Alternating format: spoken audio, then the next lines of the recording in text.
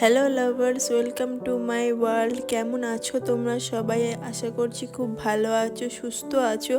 আমিও খুব ভালো আছি আর খুব খুশিতে আছি যেহেতু আমি বাড়ি যাচ্ছি।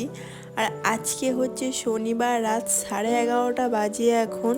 কাল রবিবার, কালকে আমাদের ভোরবেলা 4টের সময়ের মধ্যে এয়ারপোর্টে পৌঁছাতে হবে, তাই আজ রাতেই আমরা বেরিয়ে পড়েছি এয়ারপোর্টের উদ্দেশ্যে।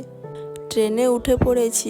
এখন এত রাতেও ট্রেনে প্রচণ্ড ভিড়, যেহেতু এখানে গণপতি বাপ্পা পুজো হচ্ছে তাই সবাই রাত জেগে গণপতি বাপ্পা দর্শন করছে, ঠিক যেমনটা আমরা দুর্গাপুজোর সময় করি কলকাতায়, রাত জেগে মায়ের দর্শন করতে যাই। চলে এসেছি আন্ধেরি স্টেশন, আর এখান থেকে যাব হচ্ছে মুম্বাই ছত্রপতি শিবাজি টার্মিনাল।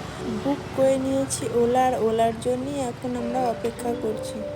চলে এসেছে আমাদের ওলা, আর আমি জানলা দিয়ে বাইরেটা দেখতে দেখতে যাচ্ছি। এই প্রথমবার আমি আন্ধেরিতে এসেছি।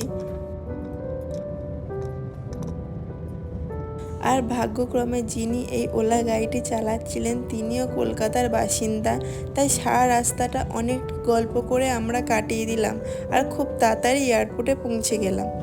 তোমাদেরকে আমি বলি, আমার জীবনের এই প্রথমবার আমি ফ্লাইটে উঠবো, তাই একটা মনের মধ্যে আলাদাই আনন্দ চলছে।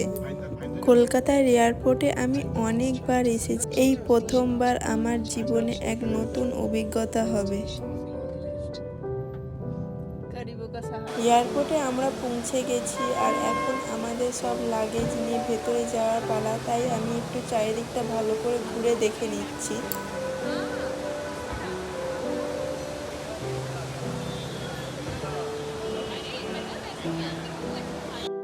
কারোর মুখে একরাশ হাসি, কারোর চোখ ভর্তি জল, কিন্তু আমি খুব খুশি, কারণ এক তো আমি বাড়ি যাচ্ছি, তার উপরে আমার প্রথম এয়ারপোর্ট, এটা প্রথম ফ্লাইট।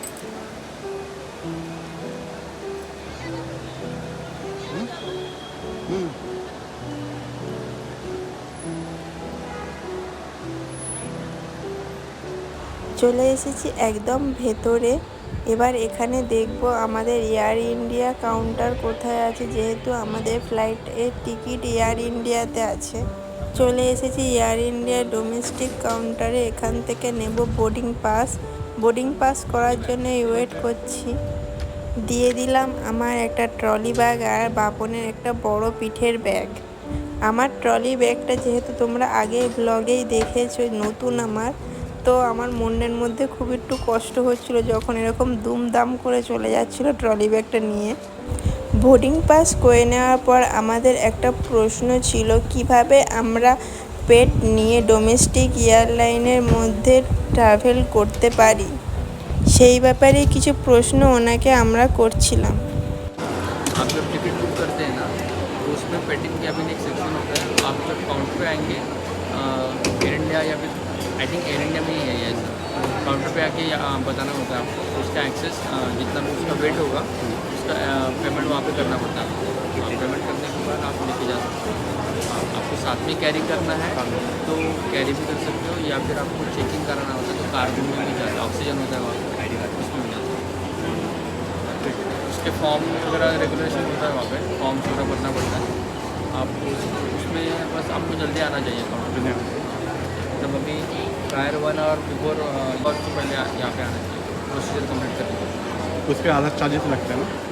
चार्जेस उसका जितना भी वेट होगा ना, 5 kg तक अलाउड है शायद, 5 to 6। वो 1 से 1.5 kg, इसमें नेक्स्ट टाइम के लिए सोच रहा हूँ, इसलिए मैं हाँ कहतेगा बहुत सारे लोग कैट डॉग लेके जाते हैं। आई थिंक एयर इंडिया में ही है ये, अदर एयरलाइन में नहीं। পেট নিয়ে যাওয়ার ব্যাপারে সব কিছু জেনে নিয়ে তারপরে আমার বোর্ডিং পাস নিয়ে আমি ভেতরের দিকে চলে আসলাম। তোমরাও তোমাদের পেটকে ডোমেস্টিক এয়ারলাইনের মধ্যে যেখানে খুশি নিয়ে যেতে পারো। এক্সকেলেটারে উঠে আমরা নিচের দিকে নেমে যাচ্ছি। এবারে এখান থেকে চলে যাব যেখানে সব ফ্লাইটগুলো রয়েছে সেখানে। এখানে এয়ারপোর্টের ভেতরেই একটা খুব সুন্দর ছোট্ট করে গার্ডেন করা, সেটাকেই আমি ভালো করে দেখতে দেখতে নিচের দিকে যাচ্ছি। আর নিচে নেমে তো আমি অনেক ফটো তুললাম, যেহেতু আমার কাছে সারা রাত টাইম আছে, তাই আমি এখানে অনেক ফটো তুলেছি নিজের মন মতো।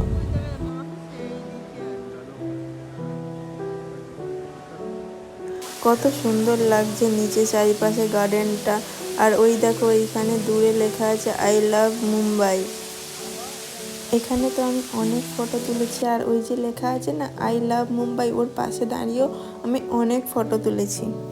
এরপরে চারিদিকে এই সবগুলো দেখতে দেখতে ভেতরের দিকে যেতে শুরু করলাম। নিজেকে একদম ভিআইপি ফিল হচ্ছিল। এরপরে চলে এলাম সেই মেন জায়গাটা যেখান থেকে আমি প্লেন একদম কাছে দেখতে পাচ্ছি।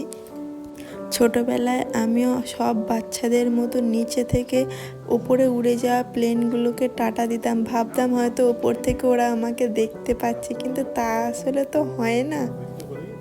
প্লেনকে এত কাছ থেকে দেখে আমার তো খুশির কোনো সীমানা ছিল না। আর সকল মধ্যবিত্তদের মতো আমারও ছোটবেলা থেকেই ইচ্ছে ছিল প্লেনে চড়বো, সেই স্বপ্নটা আজ পূর্ণ হবে কিছুক্ষণ পরে। এখন বাজে হচ্ছে রাত 2:15। এখনও আমার কাছে অনেক টাইম আছে, তাই মন ভরে দেখে নিচ্ছি। ছোটবেলা থেকে যেটা দেখার খুব আশা ছিল আমার। সিটে অনেকক্ষণ বসার পরে তারপরে আমি গেলাম একটা কফি শপে, কারণ সারা রাত জেগে আছি, মাথা খুব যন্ত্রণা করছে, তাই একটা কফি খাবো বলে গেছি। যা বিল দেখলাম 250 টাকা একটা কফির দাম, একটা পুরো কফির ডাব্বা হয়ে যেত। এই ফ্লাইটের চক্করে পড়ে আমাকে সারা রাত জাগতে হয়েছে। আর যেহেতু আমার মাইগ্রেনের সমস্যা আছে, তাই আমার তো সারা রাত জাগতেই মাথা যন্ত্রণা করতে শুরু করে দিয়েছে। বসে বসে আমি এটাই ভাবছিলাম, যদি আগে জানতাম আমি বাড়ি থেকে ফ্লাক্সে করে কফি করে নিয়ে আসতাম। এই যে আসছে আমার 250 টাকা দামি কফি, দেখেও আমার মাথা যন্ত্রণা যেন আরও বেড়ে যাচ্ছে। মনে মনে আমি একটা কথাই বলছি যে আর জীবনে এয়ারপোর্টের ভেতরে কোনোদিনও কিচ্ছু খাওয়ার কথা বলবো না। এত টাকা দামি জিনিস খেতে আমার খুব গায়ে লাগছিল। সময় হয়ে গেছে আমাদের প্লেনে ওঠার, আর এই যে বোর্ডিং পাস আমার, আর এই যে দেখিয়ে দিলাম এনাকে, দেখিয়ে এবার ভেতরের দিকে যাব আমরা। এই টানেলটা দিয়ে যাওয়ার সময় সবাইকেই দেখেছি এরকম ভিডিও করতে, তাই আমিও বাপনকে বললাম আমার ভিডিও তুমি এরকমভাবে তুলে দাও। বাইরেটা দেখতে পাচ্ছ প্রচণ্ড পরিমাণে বৃষ্টি হচ্ছে, আমি মনে হয় ওপরে উঠে তেমন কিছুই দেখতে পাবো না। চলে এসেছি একদম গেটের সামনে, এখানে আবার বোর্ডিং পাসটা দেখাবো, দেখিয়ে তারপরে ভেতরের দিকে চলে যাচ্ছি। তাও যাওয়ার সময় আমি গেটটা একটু ছুঁয়েও দেখলাম, দেখবে এক্ষুনি দেখতে পাবে তোমরা। দেখছো আমি গেটটা ছুঁয়ে ছুঁয়ে দেখছি একবার করে। চলে এসেছি ভেতরে, আর এই যে সিট নাম্বার 16D আর E আমাদের দুজনের সিট। জানলার ধারে সিট পেয়ে তো আমি খুব খুশি, কারণ আমি জানতাম না যে আমার জানলার ধারে সিট হবে। বাপন আমাকে এটা সারপ্রাইজ দিয়েছে, আর ও যে যাবে সেটাও আমাকে বলেনি, ওটাও আমার কাছে সারপ্রাইজ একটা। এরপরে আমাদের ফ্লাইটের এয়ার হোস্টেস দিদিরা আমাদের সেফটি রুলসগুলো কী কী আছে আর কী কী আমাদের করণীয় সেইগুলো ভালো করে বুঝিয়ে দিচ্ছিলেন। আমাদের ফ্লাইট এবার টেক অফ করার সময় হয়ে গেছে। প্লেনের ভেতর বসে থেকে ইঞ্জিনের সাউন্ডে আমার তো কানে বারে বারে তালা ধরে যাচ্ছিল। হয়ে গেল এবারে উপরে ওঠার সময়, কত স্পিডে যাচ্ছে দেখো প্লেনটা। আমার তো একটুও ভয় লাগেনি, কি জানি অনেকে বলে খুব ভয় লাগে, কিন্তু আমার তো একটুও ভয় লাগেনি। এই দেখো উপরে উঠে গেলাম আস্তে আস্তে। চারিদিকের বিল্ডিংগুলো কত ছোট ছোট দেখাচ্ছে। এবারে ছেড়ে দিলাম আমি মুম্বাই শহর, আর কিছুক্ষণ পর পৌঁছে যাব কলকাতায়। ওই দেখো দূরে সমুদ্রটা দেখা যাচ্ছে, কত সুন্দর লাগছে দেখতে। সারা রাত অপেক্ষা করার পর অবশেষে আমি আমার বাড়ি পৌঁছাতে আর কিছুক্ষণ সময় লাগবে। নিচে কালো মেঘ পেরিয়ে উপরে সাদা মেঘে চলে এসেছি।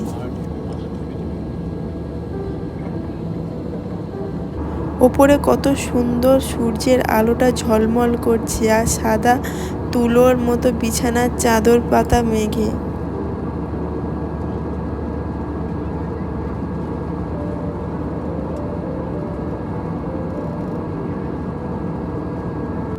মুম্বাই থেকে ফ্লাইটে উঠে কলকাতায় নামতে প্রায় 2 ঘন্টা সময় লাগে। আর আমাদের এই এয়ার ইন্ডিয়াতে ব্রেকফাস্টের ব্যবস্থা ছিল, তাই এয়ার হোস্টেস দিদিরা আমাদের ব্রেকফাস্ট দিয়ে গেছে। ব্রেকফাস্ট করে আমার খুব ঘুম পাচ্ছিল, তাই একটু ঘুমানোর চেষ্টা করছিলাম, কিন্তু আমার তো নেক পিলো কেনা হয়নি, তাই ঘাড়ে খুব ব্যথা লাগছিল।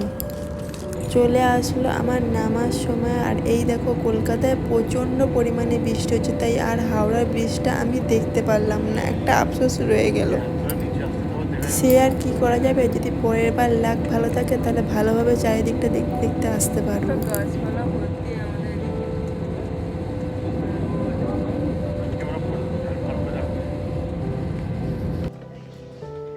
চলে এসেছি। এখন বাজে হচ্ছে 9টা 12, 11 কি 12 হবে, ঘড়ি দেখিনি এখনো, দেখি বলবো। এবারে আমরা আমাদের লাগেজ নেওয়ার জন্য দাঁড়িয়ে আছি। আর ওই যে দূরে আমার ট্রলিটা আসছে।